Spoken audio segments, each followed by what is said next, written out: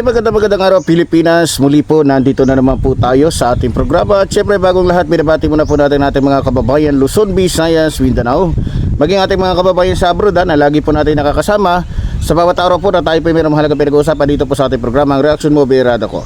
At syempre, ang ating po mga subscribers, lalong-lalo na doon sa mga bago pa na hindi pa nakasubscribe sa atin, at syempre, huwag nyo kalimutan na pindutin yung notification bells at nang sa ganoon kayo po ay palaging updated sa ating pong mga ipinalalabas na mga videos.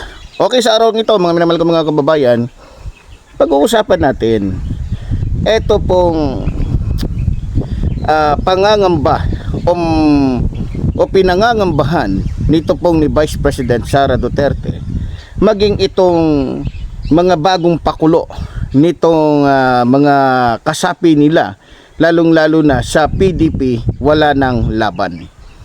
Ngayon, simulan muna natin dito po kay Vice President Sara Duterte. Sa totoo lang mga minamahal ko mga kababayan, kung iniisip ninyong matatapang ang mga Duterte, hindi po yan totoo. Dahil unang-una, kung matapang po ang mga Duterte, di sana tinutupad o ginagawa ni Vice President Sara Duterte yung kanyang pananakot. Kung maalala ninyo, bago po nangyari itong hearing dyan sa Kamara, dati niya nang hinamon ang mga congressman o mga mambabatas dyan sa Kamara ng bloodbath. Pero nakita nyo naman na yung kanyang bloodbath ay tila hindi po nangyari dahil hindi pa nga po naiimbitahan si Vice President Sara Duterte o hindi pa dumarating yung araw, petsa na kinatatakutan niya, ay lumapit na po agad siya sa Supreme Court para para humingi ng ng tulong, para humingi ng TRO o Temporary Restraining Order sa kataas-taasang hukuman. Pero dahil nga sa hindi siya pinagbigyan, hindi po talaga pinagbigyan dahil siguro natatakot na rin itong mga hukom dyan sa Korte Suprema na baka mahalata ng mga Pilipino na tila nagiging tagapagligtas po sila ng isang taong masasabi nating walang paninindigan, ng isang taong kumbaga puro salita lamang at walang gawa, ng isang taong walang ibang ginawa kundi manira ng manira sa ating mahal na Pangulo. So ngayon mga minamahal ko mga kababayan, sa totoo lang, isa sa mga numero ang tila sa tingin ko ay kinatatakutan po ngayon ni Vice President Sara Duterte. Ito na po yung mangyayari bukas, April 14, na kung saan uupo, magsasalita, magpapahayag, tatanungin, gigisahin ito pong si Madriaga tungkol sa kanyang mga nalalaman. At doon po, bukas, malalaman ng taong bayan kung ano ang magiging resulta at ano ang sasabihin, ano ang ilalahad, ano ang mga ebidensyang ipapakita ni Madriaga na siya magpapatunay na siya nga ay mayroong sapat na kaalaman o totoo ngang mayroong nalalaman patungkol po sa mga illegal na ginawa o sa mga masasamang ginawa o sa mga monkey business na ginawa ni Vice President Sara Duterte nung siya ay isa pang bagman ni Vice President Sara Duterte. Ngayon, nakikita ko mga minamahal ko mga kababayan, dahil tiyak na nila, dahil alam na nila na talagang mai-impeach itong si Vice President Sara Duterte, may binubuo sila o may binuo silang kaartihan. Kung hindi ako nagkakamali, kahapon ba o nakaraang araw lamang, hinirang na pinuno ng PDP wala ng laban etong si Baste, na kung saan ay tila parang comics yung katawan sa dami ng tato, mga minamahal ko mga kababayan. Ngayon, natatawa lang ako dahil sabi nila, pinalalakas daw nila ang PDP dapa o PDP wala ng laban dahil sa gusto nilang kalabanin yung korupsyon, gusto nilang mawala ang katiwalian, gusto nilang kalabanin yung mga politikong sakim sa pera at kapangyarihan. Pero ang tanong, sino ba yun? Kung totoo ang sinasabi ni Baste, so ibig sabihin, ang kalalabanin niya, kung totoo ang sinasabi niya, ang kalalabanin niya, ay mismo kapatid niya. Sino-sino yun? Unang-una si Pulong, si Paulo Duterte, na kung saan ay mayroong 50 billion na hindi malaman kung saan dinala yung 50 billion, hindi malaman kung anong proyekto ang nilapatan nito. Dahil sa nakikita ko, mukhang itong kanilang mga sinasabi, itong kanilang mga ginagawa, ay tila, kumbaga sa ano, inililigaw lamang ang tunay na issue para nang sa ganon, ang focus ng mga Pilipino ay sa kanilang mga ginagawa ngayon na kung saan akala mo naman mga tunay. Di ba?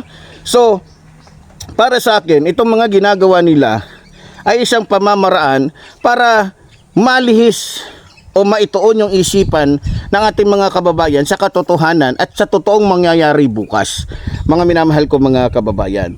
Ngayon, kaya daw hinirang itong si Baste bilang pinuno ng PDP laban dahil daw sa kanya ang Davao City ay nananatili daw tahimik at talagang masasabing ligtas para sa mga Pilipino. Ligtas ba yun?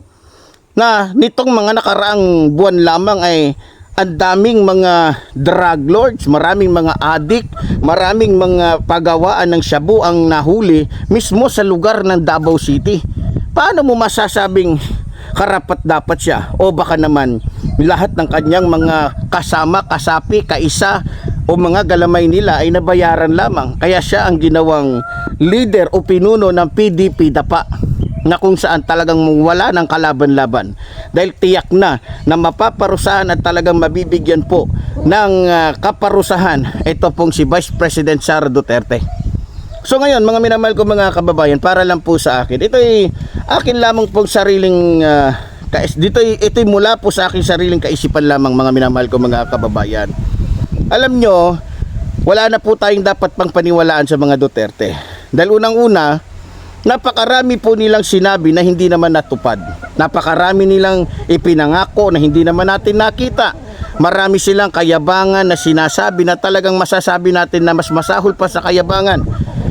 Sa totoo lang, mula tatay hanggang sa mga anak ni Duterte, ay halos iisa lamang po ang kanilang mga estilo. Magaling magpaasa, magaling magsalita, magaling sa lahat ng bagay, lalong-lalo na pagdating sa kasamaan, lalong-lalo na sa mga kalokohan. Saka nakakita ng galit sa adik, pero ang mga barkada nila ay mga sikat na drug lord sa bansang ito, katulad ni Michael Yang, ni Alan Lim, na ginawa pa niyang economic advisor. Di ba? Yan ba yung galit sa droga? Pero ang barkada niya puro mga drug lords. Saka maniniwala doon sa nakikita natin o doon sa mga sinasabi lang nila. Di ba?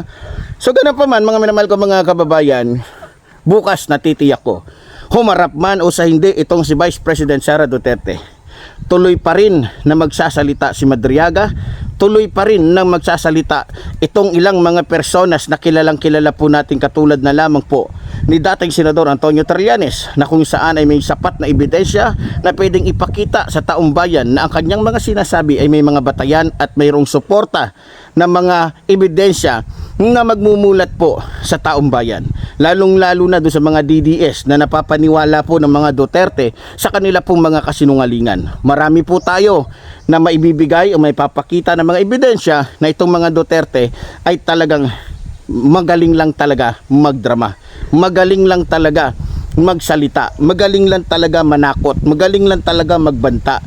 Kita nyo, si Duterte sobrang tapang, pero hinamon po siya ni Carbonell ng barilan 1-to-1. Dumalo ba? Wala.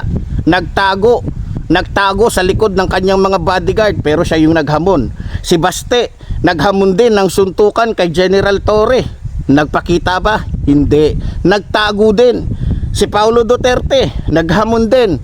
Nagtago din. Ngayon si Sara Duterte naghamon ng bloodbath. Ngayon naman hindi na makaatin. Sa halip tumatakbo doon sa Supreme Court, humihingi na saklolo doon sa mga judge na inappoint ng tatay niya, na akala naman niya mauuto niya sa lahat ng oras, malalapitan niya sa lahat ng oras. So kaya tulad ng sinabi ko, wag na wag po tayong maniniwala sa mga Duterte. Magaling at mahusay lang talaga sila maglatag ng kanilang mga plataforma, pero wala silang maipapakita na kahit anong ebidensya na may nagawa sila o may naiambag sila sa bansang ito.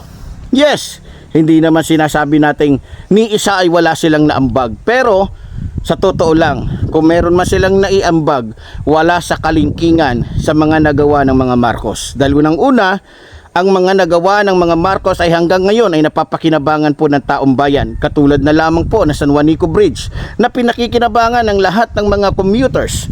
Pinapakinabangan ng mga biyahero mula Davao hanggang Maynila. Ano ba ang nagawa ni Duterte? Wala ni isang tulay. Meron tulay, pero dinaanan lamang po ng kabayo, gumuho na. Diba? Kung maalala nyo sa Nueva Ecija, yun po ay proyekto ni Rodrigo Roa Duterte. Gumuho halos lahat ng tulay. Bakit?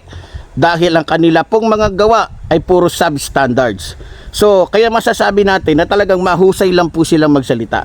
Pero sa katotohanan, wala po talaga silang silbi at sila'y mga inutil at walang kwentang pinuno o naging pinuno ng ating bansa. So bukas, makikita nyo na, malalaman na natin kung ano magiging reaksyon ni Vice President Sara Duterte kung sakaling magsalita na po itong si Madriaga patungkol sa kanyang mga nalalaman dito po kay Vice President Sara Duterte. At sana ay maging malinaw at sana ay matuto, malaman at maging responsable tayo sa ating makikita, mapapanood bukas dyan po sa kamera. So muli po, tulad po ng sinasabi ng inyong lingkod, mabuhay po ang ating ginambayan, mabuhay po ang nagmamahal sa ating ginambayan. Maraming salamat po.